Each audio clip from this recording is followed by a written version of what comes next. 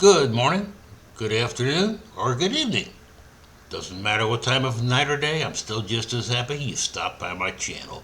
Hello, my name's Reverend Paul J. Bern. I'm the online pastor of the online church and faith-based community known as the Social Gospel Worship and Learning Center, based in Atlanta, Georgia, sending blog posts and videos around the world. This is an online church that's not like the churches you're used to. We don't have a building. We don't teach one particular religion over another as if one is somehow better. You'll find no pomp and circumstance here, no internal politics, no political ideologies either. Nothing like that.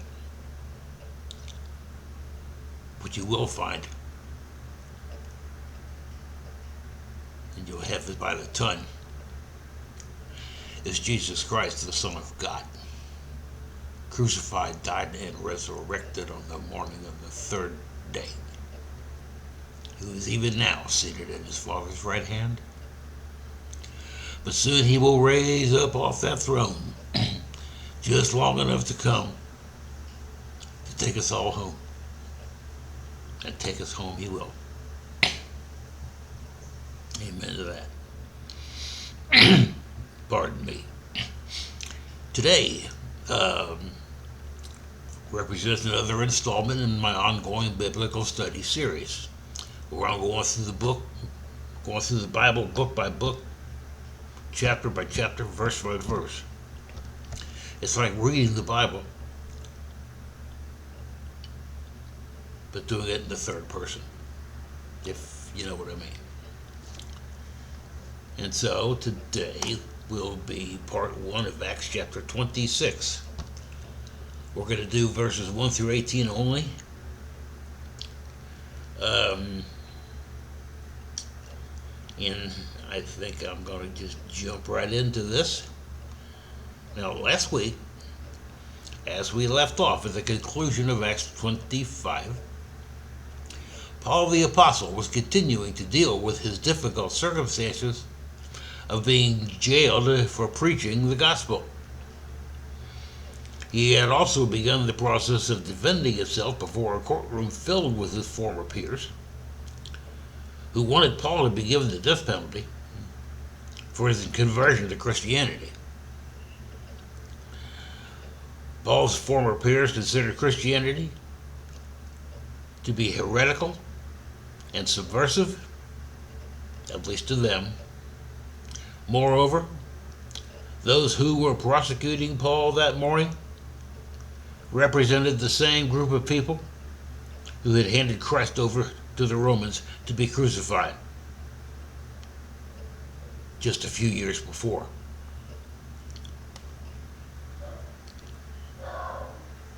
So, the Pharisees, the Sadducees, and the teachers of the law couldn't afford to simply let Paul go on about his business, since doing so would be tantamount to their own admission of guilt for being accessories before and after the fact, legally speaking, to the crucifixion and death of Jesus Christ.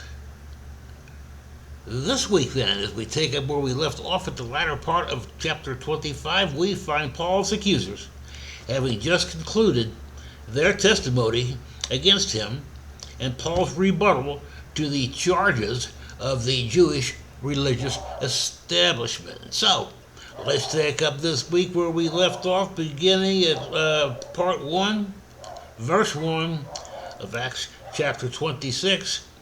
I'll be going through the first 8 verses only. And so, and I quote, "Then Agrippa, the king, said to Paul, 'You have permission to speak for yourself.' So Paul motioned with his hand and began his defense. 'King Agrippa,' he said, 'I consider myself fortunate to stand before you today as I make my defense against all of the accusations of the Jews. and especially so because you are well acquainted with all of the Jewish customs and controversies. Therefore, I beg you to listen to me patiently. The Jewish people all know the way I have lived ever since I was a child, from the beginning of my life in my own country, and also in Jerusalem. They have known me for a long time and can testify, if they are willing, that I conformed to the strictest sect of our religion, living as a Pharisee. And now it is because of my hope in what God has promised our ancestors that I am on trial today. This is the promise our 12 tribes are hoping to see fulfilled as they earnestly serve God day and night. King Agrippa, it is because of this hope that these Jews are accusing me. Why should any of you consider it so incredible that God raises the dead? Close quote. That's verses 1 through 8 of Acts chapter 26. Excuse me while I make a minor correction here. Okay. In that passage, verse 8 has a clear reference to the crucifixion of Jesus Christ and his triumphant resurrection. Sorry. It also contrasts Paul's own zeal in persecuting the early church. And so next, Paul gives everybody a personal history lesson, which are also part 2 of this week's study verses. Paul then chronicled how his life had been completely transformed by his newfound faith, as we see in verses 9 through 14. And again, I quote, I too was convinced that I ought to do all that was possible to oppose the name of Jesus of Nazareth. And that is just what I did in Jerusalem.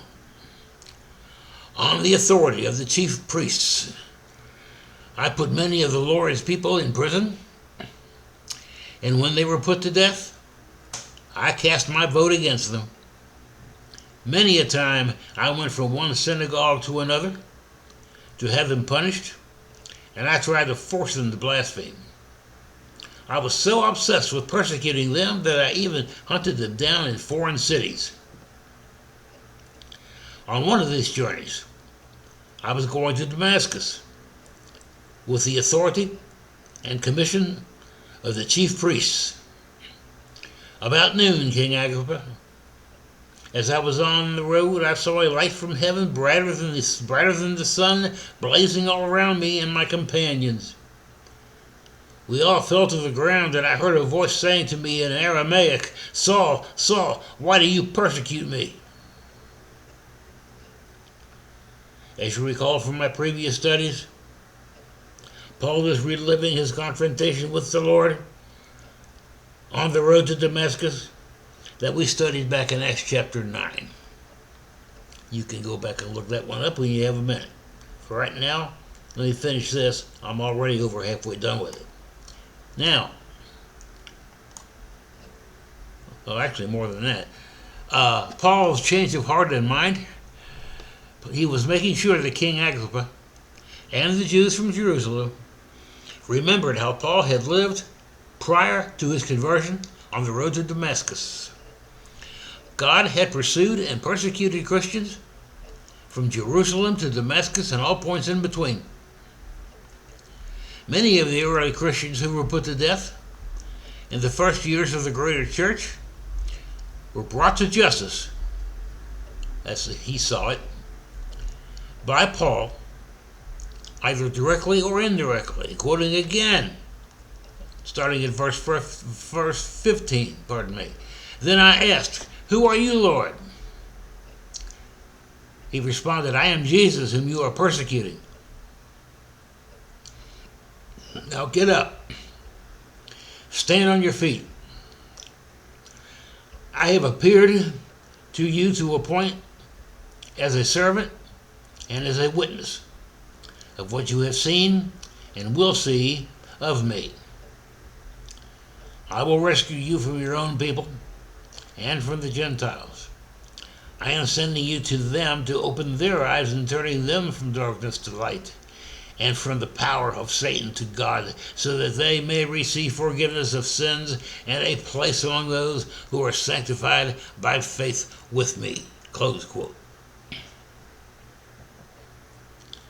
So, it is at this point in Paul's testimony before the king, the Sanhedrin, and the chief priests, together with all the other onlookers, that Paul's speech changes from the past to the present tense. Paul the Apostle was doing this to make an important point, and that point was the great extent of his obedience to the voice of the Lord. This one point alone contradicted the charges and allegations of the Pharisees, who wanted Paul killed for heresy. So, would the Pharisees and chief priests finally get their way? Or would Paul escape their kangaroo courts once again? At this point, Paul the Apostle is still testifying. So be sure and return next week, or next video in the series, for part 2 of Acts chapter 20, where you will hear and learn the outcome. Shalom. Shalom. Normally, at the end of a message in a conventional church, this is when they pass around the collection basket. They'll pay for the building expenses and so on. Well, I'm only online, so I don't have a collection basket. Not in the normal sense, at least.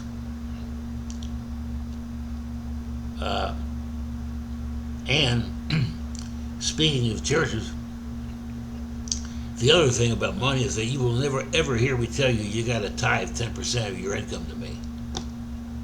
I don't play those kind of games with people. I've seen it for what it is.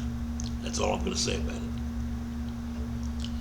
So, there is no minimum donation. You may not have any money to donate at all. I don't know. And if you don't, it's okay. You're not going to be judged for it. Not here.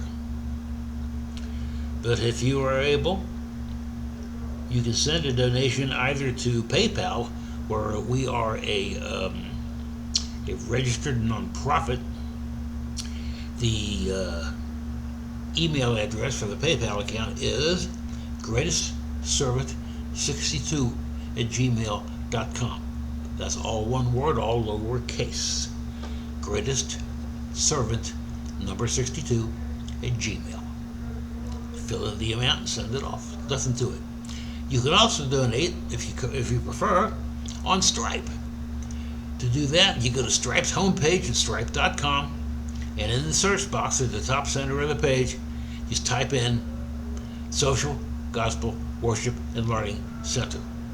Press enter, or click it with your mouse and it comes right up. Same as with PayPal. You fill in your amount and send it off. Anything you can spare will be appreciated. I do have expenses here. And I don't do this with salary. I don't take any money for this. This money all goes directly to the ministry. It does not go to myself. Important point. Another way you can help support us is by subscribing to the blog, which can be found either on WordPress.com, same there as with the other one, Social, Gospel, Worship, and Learning Center, and it'll come right up. You can also find me on Medium. On Medium, it's medium.com /ampersand Greatest Servant 62. And then, last but not least, on Substack, the subscription address It's pbern.substack.com. That's PBERN.substack, spelled just like it sounds, .com. It's $5 a month or $50 a year. You get the blog and the YouTube channel drop straight into your inbox twice a week each, plus any other extra things I can muster up along the way, special offers, the availability of some merchandise, not the least of which is new and used computers if you want to hope to help out the ministry. I'm a certified IT professional. I can build one for you. That's another way you can help support. The money goes to the ministry, though. It still does not go to me. The ministry buys the parts, the ministry puts it together, and so on. You know the rest. Don't forget to give me a like. Since you've stayed with it this long, you must like it. Give me some shares. I would appreciate that. And please subscribe. The subscription to the YouTube channel is free. Won't cost you nothing. And everything you see is real. It is completely authentic. And that means a lot, I think, to people. And so, before I go, I want to thank you, each and every one of you, for the privilege of your time. You are all so very, very much appreciated. And I guess that's all for now. So, everybody be blessed. Yes, I said be blessed. In Jesus' mighty name.